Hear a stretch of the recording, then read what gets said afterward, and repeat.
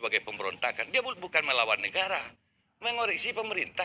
Dalam negara demokrasi, pemerintah itu bisa saja jatuh setiap bulan. 50 setelah penyerahan kedaulatan sampai 65 itu 9 kabinet. Iya kan? Berapa tahun dia mau umur kabinet? Kan biasa saja. Yang tidak boleh runtuh itu negara. Pemerintah itu dalam negara demokrasi setiap minggu pun boleh berubah. Jadi ini kita luruskan pikiran anak-anak kita ini, Indonesia ini, mulai dari bangku sekolah gitu, ya kan? Nah, sedikit lagi Bang Karni. Nah, kita tidak memanfaatkan ilmu sejarah untuk mengubah ini. Sudah berapa? Tahun 90-an dokumen CIA sudah dibuka semua. CIA mengatakan mereka itu membantu PRRI itu karena ingin menjatuhkan Soekarno, memang. Tapi orang Minangkabau menolak. Orang-orang PRRI itu menolak menjatuhkan Soekarno. Apa kata Muhammad Nasir setelah rapat Sungai Dareh itu? Kami ini ingin mengganti pemerintahan. Kabinet ini yang mau kami ganti, Elisa Slomijoyo ini. Karena di sana ada PKI. Kalau Soekarno kami tidak akan runtuhkan. Pada Indonesia dengan isu ya, isu perang dingin waktu itu, pernyataan dari Menteri Luar Negeri Amerika John Forza Jules mengatakan, kami Amerika lebih suka melihat Indonesia terpecah menjadi fragmen-fragmen kecil daripada jatuh ke tangan komunis. Ternyata itu hanya modus Amerika. Itu kita tahu belakangan. Ada suatu peristiwa, namanya kepala stasiun CIA, tahun 90-an sudah dibuka dokumen CIA itu. Dia diutus untuk mengantarkan uang $50.000, nilainya sekarang mungkin sudah 50 miliar zaman itu ya. Karena permintaan Nasution, saya bawa pasukan, Simbolon, saya bawa pasukan dari Sumatera Utara 400 orang. Ahmad Hussein hanya bisa kasih tempat tinggal dan makan pun tidak cukup. Tolong Amerika dibantu. Dia kirim Tin Almi dengan jeep sendirian, dia berangkat ke Bukit Tinggi, sampai di Bukit Tinggi tanggal 3 Oktober 57.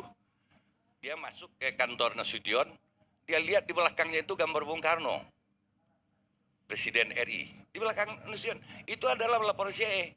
Baca itu di dokumen Kehin dan juga dalam buku 50 tahun hubungan diplomasi Indonesia-Amerika. Ya kan? Dia tanya sama si Tin Almi ini gimana ceritanya? Kita kan mau menjatuhkan Soekarno. Kata Simbolon, bukan. Kami mengganti pemerintahan. Soekarno ini faktor pemersatu kami. Kalau bukan dia, Indonesia ini pecah. Jadi PRRI itu tidak ada pemberontakan. Kemudian, mungkin sudah banyak yang membaca, 2 tahun yang lalu terbit buku Greg Polgren, Bayang-bayang intervensi. Ada 4 peristiwa besar di dunia dan di Indonesia, ternyata hanya karena satu sebab. Apa kejadian itu? Yang pertama, kematian Sekjen PBB Dar Hamad Skjol tahun 58 di Kongo. Pembunuhan Presiden Kennedy, PRRI sebelum itu, PRRI mulai 58. Pembunuhan Kennedy di Amerika, G30 SPKI di Indonesia. Itu semuanya permainan bukan Amerika. Permainan Rockefeller dengan CIA. Apa motifnya? Ingin mendapatkan Freeport. Terlalu panjang kalau saya uraikan, cari bukunya, dia 30 tahun meneliti itu. Dia wawancarai juga penemu emas itu, namanya El Dorado, itu kota emas. Ya. Penemunya itu geolog Belanda, Dozy, kemudian pilot yang menerbangkan dia ke sana itu anak Perdana Menteri Belanda namanya Collins. Ya. Anak si Colin itu. Motif keempat peristiwa itu adalah penguasaan emas Papua. Baca bukunya itu, gampang dicari, banyak di Indonesia ini. Itu kita tidak tahu. Akhirnya dia wawancarai Nasution. Dia wawancarai Zulkifli Lubis, tokoh PRRI. Akhirnya Zulkifli Lubis geleng-geleng. Jadi kami memang dikerjai selama ini ya. Dia ingin jatuhkan Soekarno supaya emas itu aman. Dia bunuh Damar Skjol supaya Papua jangan merdeka. Karena selama Damar Skjol jadi Sekjen PBB 3 tahun, dia punya konsep negara-negara harus diserahkan nasibnya kepada rakyatnya sendiri. Katanya referendum. Akhirnya 14 negara di Afrika merdeka. Amerika takut. Kalau merdeka Papua, emas itu lepas dari dia. Tapi kalau Soekarno tetap berkuasa, emas itu juga tidak akan didapat. Karena Soekarno sendiri menasionalisasi perusahaan asing di Indonesia. Makanya Soekarno pun harus dijatuhkan. Jadi kita ini permainan Rockefeller, permainan kapitalis. Pereri itu juga itu. Tapi kenapa Pereri itu tetap dibantu setelah dia menolak menjatuhkan Soekarno? Supaya jangan terjadi pemilu tahun 60. Di Indonesia tetap dengan Osobe. Osobe itu tahun 55.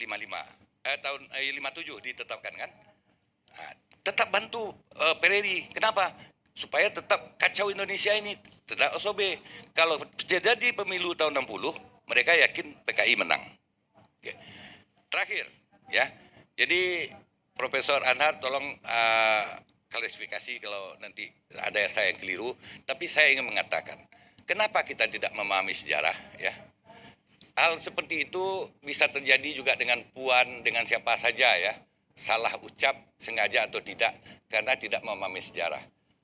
Karena tidak memahami sejarah, kita bisa kata, saya Pancasila, Anda tidak. Karena kita tidak tahu sejarah Pancasila itu.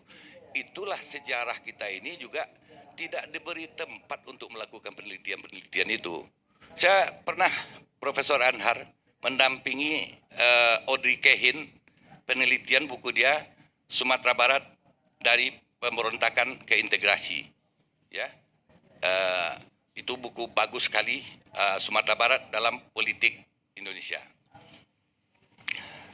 Saya tanya, berapa biaya Anda untuk meneliti satu buku ini? Waktu itu sebelum Krismon sekitar 5 miliar Bang Karni. Saya hanya mendampingi untuk ketemu dengan Pak Emil Salim, Pak Arun Zain, Pak Azwar Anas, karena saya punya link di situ. Sehari saya dikasih $125. Hotel saya bintang 5 di Air Duta. Selama 15 hari mendampingi dia, $120 per hari.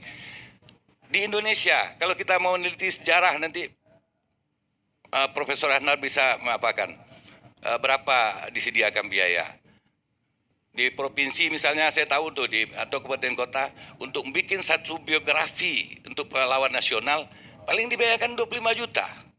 Apa yang dapat 25 juta? Orang kalau sekarang di atas 10 miliar, full grant itu 3 kali dia dapat grant untuk meneliti tentang Papua itu. Sehingga dia temukan itulah sebabnya. Itu permainan Rockefeller, Standard Oil dengan CIA, karena CIA ini bekas pegawai dia di Eropa. Ya kan? Direktur CIA itu namanya Allen Dulles itu. Nah, kalau kita mau serius memberikan pemahaman yang meluruskan, kuncinya adalah sejarah. Jadi apapun terjadi